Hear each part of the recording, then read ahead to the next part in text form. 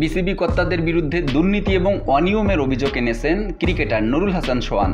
এর আগে ইমরুল কায়েস, রুবেল হোসেনরা ফেসবুকে সরব হলেও গণমাধ্যমে প্রথম মুখ খুলেছেন এই উইকেট রক্ষক ব্যাটার। রাজনীতি ও ক্রিকেট একসাথে চলে না বলে মাশরাফি এবং সাকিবের সমালোচনা করেন নুরুল হাসান সোহান। নুরুল হাসান সোহান বলেন, বিসিবি থেকে প্রথম শ্রেণীর দলের জন্য একটা বরাদ্দ থাকে, শুধু যাত্রী বানানোর জন্য থাকে 3 লাখ টাকার মতো, কিন্তু আমাদের 80,000 টাকা দেওয়া হয়েছিল, আমি দেখেছি, যেহেতু আমি একটি দলের অধিনায়ক ছিলাম। আজকে সত্য বলতে দ্বিধা নেই, সরকার পতনের পরে বদলের হাওয়া, দেশের ক্রিকেটের অসঙ্গতিগুলো নিয়ে বিস্ফোরক মন্তব্য নুরুল হাসান সোহানের।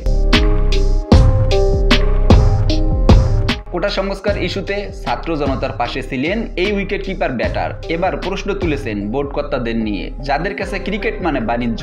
প্রিমিয়ার লিগে বৈষম্যের উদাহরণ অসংখ্য। ক্রিকেটার নুরুল হাসান সোহান আরও বলেন, তাদের এখান থেকে বাড়ি গাড়ি করার কিছু নেই, এই জিনিসটা যাতে ভবিষ্যতে না হয়। আমি জানি বাংলাদেশের পরিস্থিতিতে এটা অনেক কঠিন, তবে ছাত্ররা দেখিয়ে দিয়েছে আমরা কিভাবে এক থাকতে পারি।